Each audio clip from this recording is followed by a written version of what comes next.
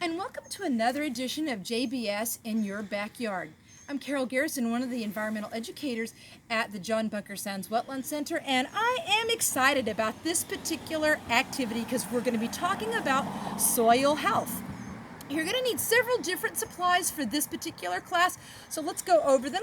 You're going to need to print out your JBS in Your Backyard soil testing in your yard activity sheet, and the link to that form is right below this video. You're going to need a pen or a pencil to fill out this activity sheet, and you've also got some written instructions that go with the activity sheet that you can print out to accompany you with the activity. Other things you're going to need, easily found inside your garage or your kitchen. You're going to need some baking soda and a tablespoon measure. You're going to need a measuring cup and about 1/4 cup of white vinegar. You're going to need some distilled water. Make sure it is distilled, not your tap water. You're going to need a couple of ceramic or glass or plastic bowls. You're going to want to have a spoon to stir your soil.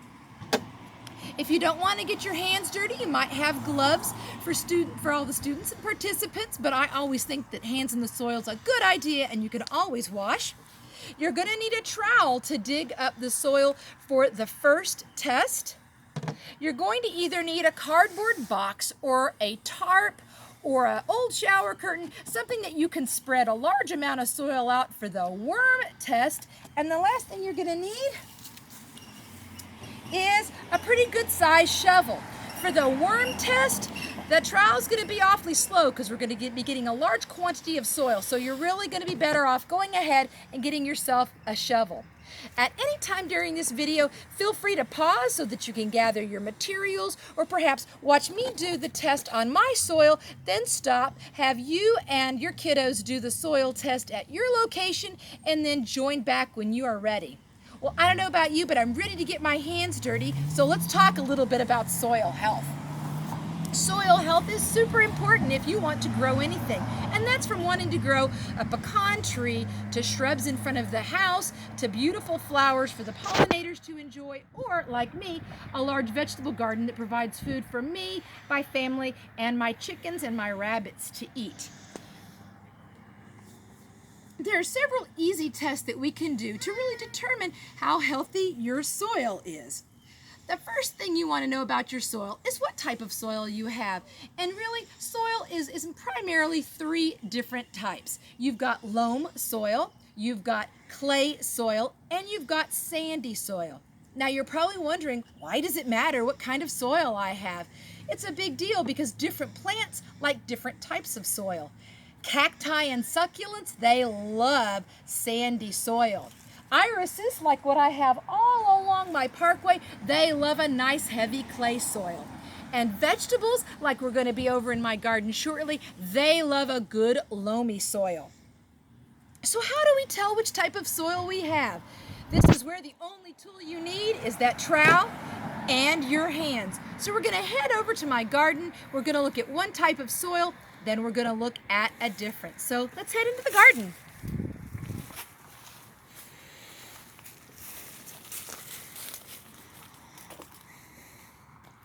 Gonna head right over here to my pepper bed, and let's take a look at this soil and see what kind of soil we have. To determine the type of soil you have, you're gonna scoop up a big handful, put it in your hand and give it a good squeeze, like you're squeezing a tennis ball. Then release and see if the soil forms a shape. If it doesn't form a shape and it crumbles apart in your hand, then that's sandy soil. If you make that shape and you squeeze it and it forms a nice shape, but as soon as you barely poke it with your finger, the trowel, it falls apart, we have loamy soil.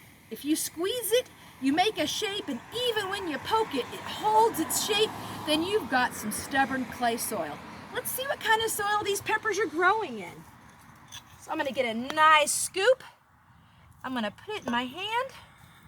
I'm going to give it a good firm squeeze, and then I'm going to let go. And as you can see, did it hold its shape? Yes, it did. Well, let's do the poke test and see what happens. But as soon as I poke it, oh, it falls apart. So do you think that's sandy? Do you think that's loamy? Or do you think that's clay? If you said loamy, You'd be right. These peppers, they do like loamy soil, and so they do a good job in this particular soil type. Let's go see what those irises like. Remember we said irises like a clay soil. Let's go test the soil next to the irises and see what kind of soil it is.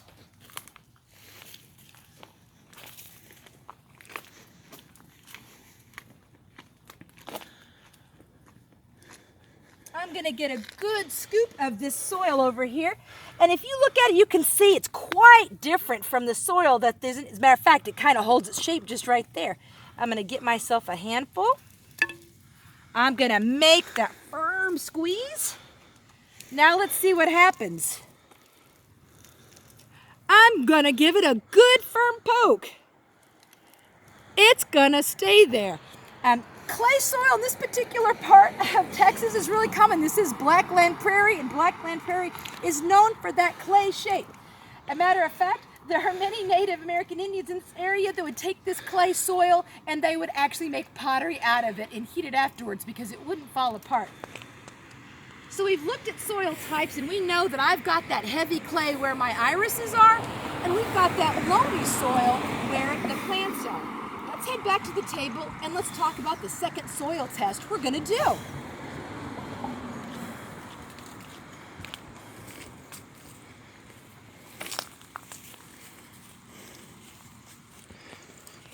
The next test we're going to do is for the overall health of the soil. And what's the best way to know how healthy a habitat is?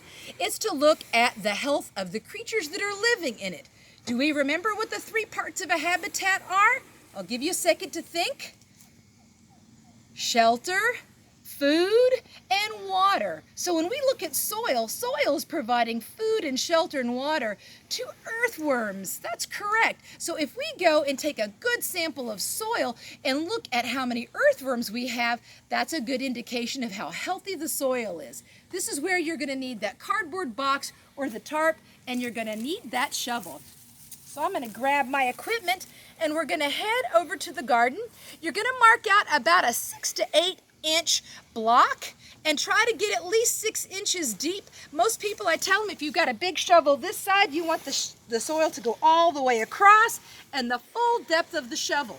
I'm going to bring it back and we're going to put it in my cardboard box. When you're digging a hole 6 inches deep, make sure if you're digging in your yard that you don't hit any electrical lines or power lines or cable lines, or you will not have a very good experience for this particular experiment. I'm going to get right in between all of these tomatoes. I'm going to dig down, get all the way the full depth of that shovel. I'm going to pull up a big quantity of soil, and we're going to carefully haul it over to my cardboard box, and we're going to see how many worms are living in this quantity of soil. If you do this experiment during the daytime, please respect the worms. They're very sensitive to light, so make sure you find a shady spot, because as you start to sort these worms out in the bright sun, they are not going to be happy. So I'm going to start sorting in here, looking for worms. Oh my goodness, and I already found a pretty big one right there.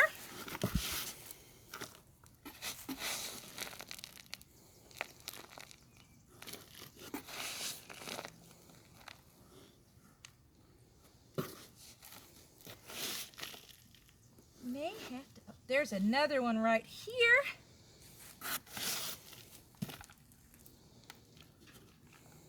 There's another one right there.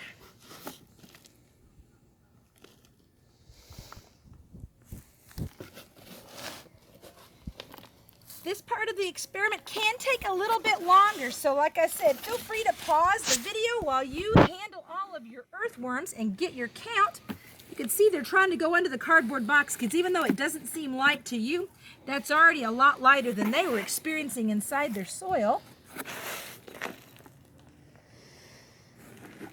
All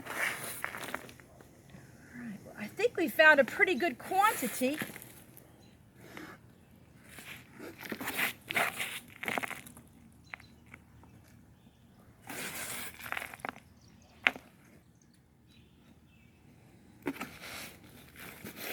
many did we find all total? 1, 2, 3, 4. Looks like I have found 4 so far.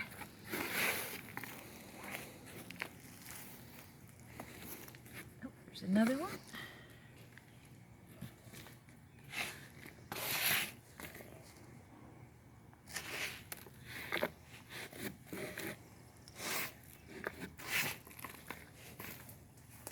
There's another one. Well, I think I'm all the way up to 7 already. I'm going to go ahead and clear my spot, and I'm going to put all my worms. Oh, there's a one right there. I'm going to put all my worms down in there. All total, it looks like I found 7 or 8. So I'm going to go ahead and come over here and say that I saw 7 to 8 worms. Now, if you saw 7 to 8 worms in just that small amount of soil, that gives us a good idea that this soil is pretty healthy, because that means this habitat is meeting the food and shelter and water needs of those worms. Next test we're going to talk about is pH. And you're probably wondering, why do we care what the pH of the soil is? Well, you remember we said that different plants like different types of soil. Well, plants also like different pH. Fruits like blueberries like a very acidic soil. Cucumbers and peppers like alkaline soil, but most vegetable plants like neutral. Now we have to ask ourselves, what does acidic mean? What does alkaline mean? And what does neutral mean? Like I said, pH measures the acidity of a liquid. If the pH is 7, that's neutral, and that's the same pH as that distilled water that's part of our ingredients for the last test. If the pH is less than 7, then we say that that is acidic. And when you think of something acidic, you should think of like orange juice or lemon juice, something quite tart.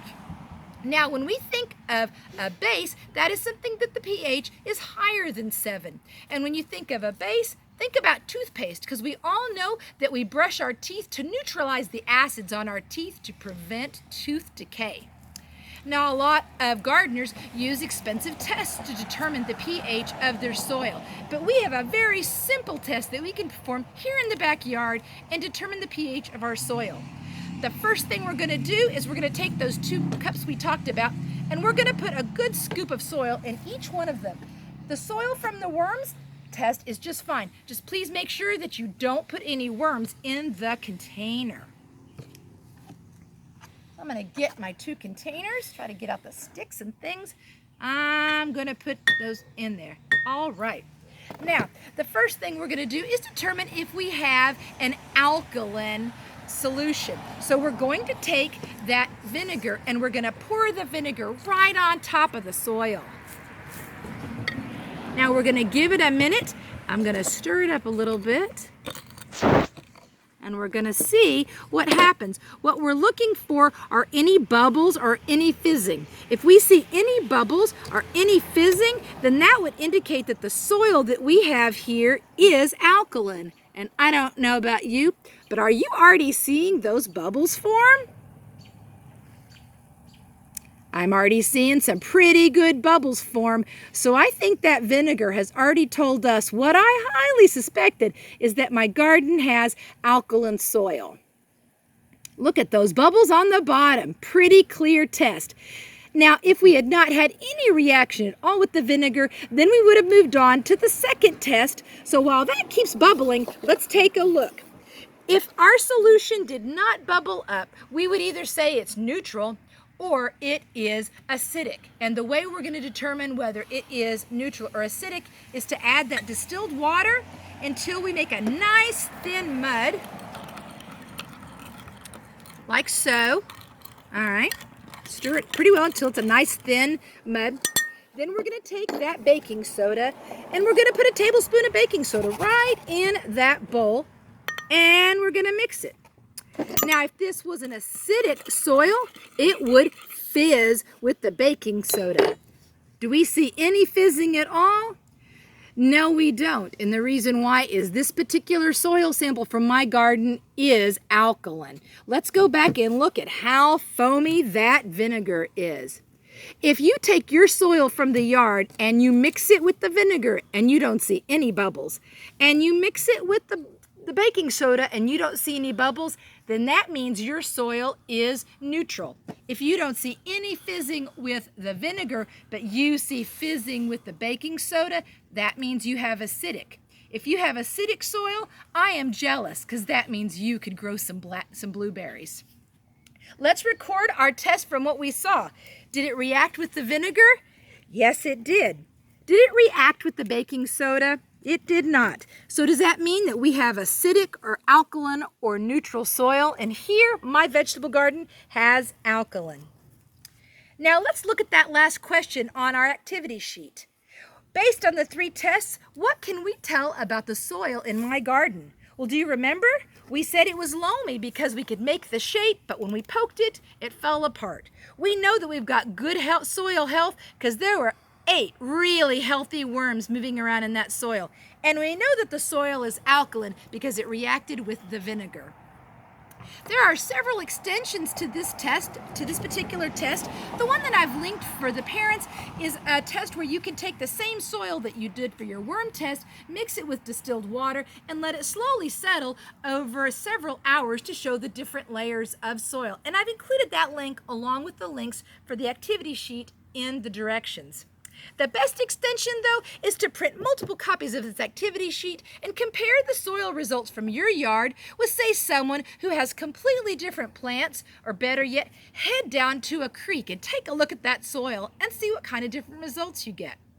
Well, I really hope you've enjoyed this JBS in Your Backyard class, and I look forward to looking at different adventures with nature with all of you again.